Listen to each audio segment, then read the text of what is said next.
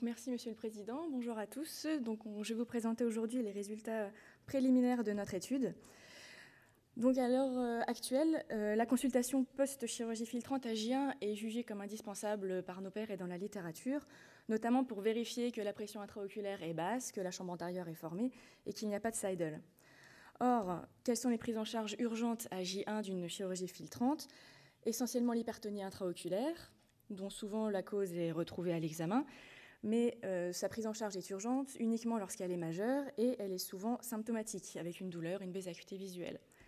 Ou bien un décollement choroïdien qui, lui aussi, est rarement asymptomatique lorsqu'il est important. À l'heure de l'avènement de la chirurgie ambulatoire, il est de bon ton de revoir un petit peu nos pratiques habituelles. L'objectif de notre étude était d'évaluer si la première consultation post-opératoire à J5 d'une chirurgie filtrante ne compromet pas le résultat final de la chirurgie.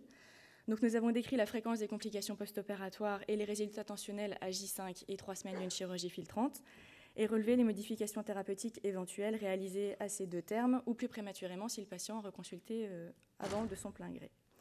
Il s'agit d'une étude observationnelle, rétrospective sur dossier, monocentrique, sur des patients opérés entre juillet 2014 et février 2016. Ils souffraient tous de glaucome chronique à angle ouvert primitif et étaient mal équilibrés par un traitement médicamenteux ou non observant avec une évolution de leur champ visuel.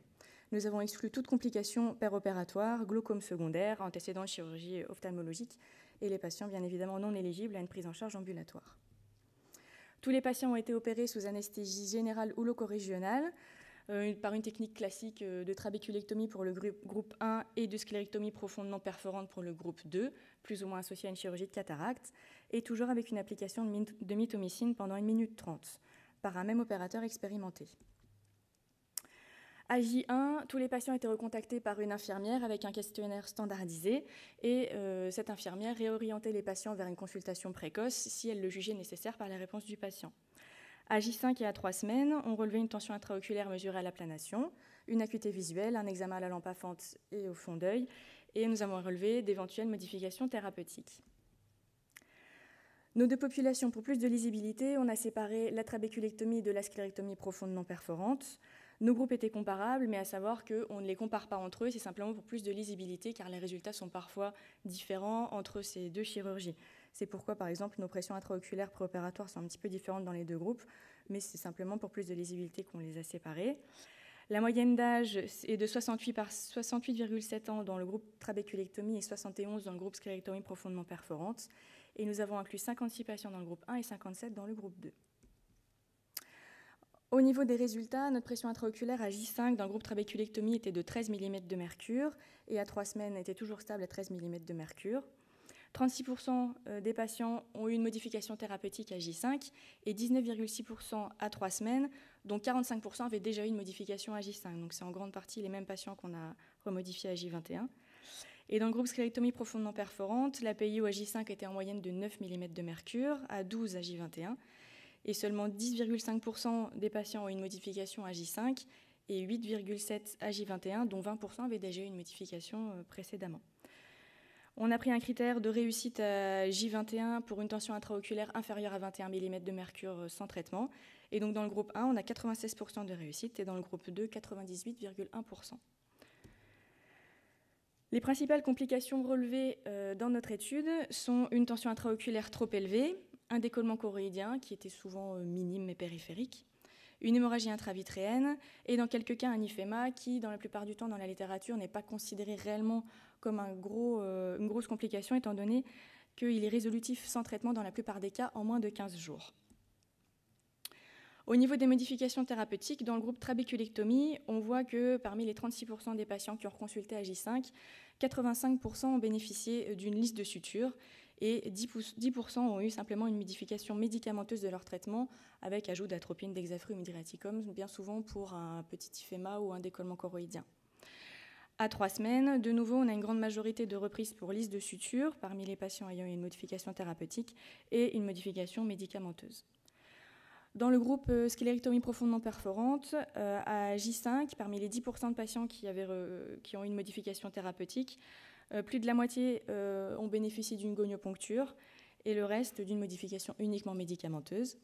Et à 3 semaines, on remarque que la majorité de la modification thérapeutique était une gonioponcture avec 80%, des 8% qui ont eu une modification, et 20% ont eu un needling et 5 FU. Alors, quelques patients ont reconsulté avant J5, en tout 5 patients, 2 dans le groupe trabéculectomie et 3 dans le groupe sclérectomie profonde non perforante, pour une sensation de voile ou de grain de sable pour la majorité.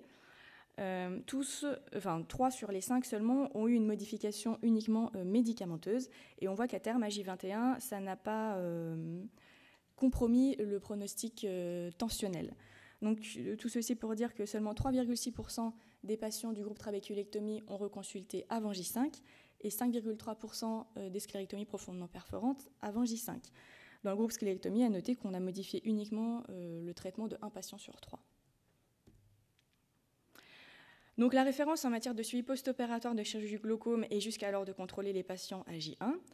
Or, dans la littérature, la consultation à J1 est en grande partie dans un but de prédictibilité de la réussite de la chirurgie.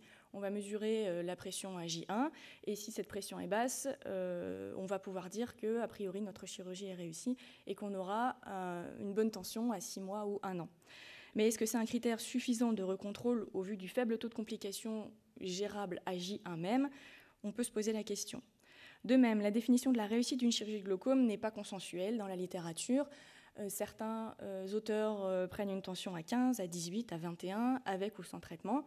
Donc on a plusieurs critères d'évaluation. Nous, on a arbitrairement choisi de prendre une réussite à 21 mm de mercure sans ajout de traitement médicamenteux.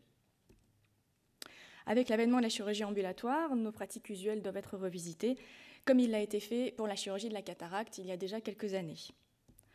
Donc en conclusion, on peut dire que lorsque la chirurgie est réalisée par un chirurgien expérimenté, nos résultats à J21 sont satisfaisants avec un premier recontrôle à J5. Notre objectif tensionnel à 21 mm de mercure est atteint dans plus de 95% des cas pour toutes les chirurgies sans réintroduction d'hypotonisant topique.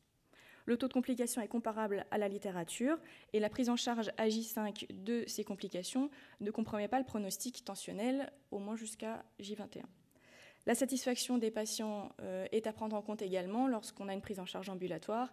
Les patients sont satisfaits d'avoir moins de déplacements à réaliser et le geste est tout de même encadré par l'appel téléphonique de l'infirmière, donc les patients se sentent bien pris en charge. Donc notre étude nécessite une étude prospective randomisée pour conforter cette hypothèse, mais l'étude rétrospective est toujours en cours dans le service et on continue de faire notre relevé. Je vous remercie pour votre attention. Merci madame.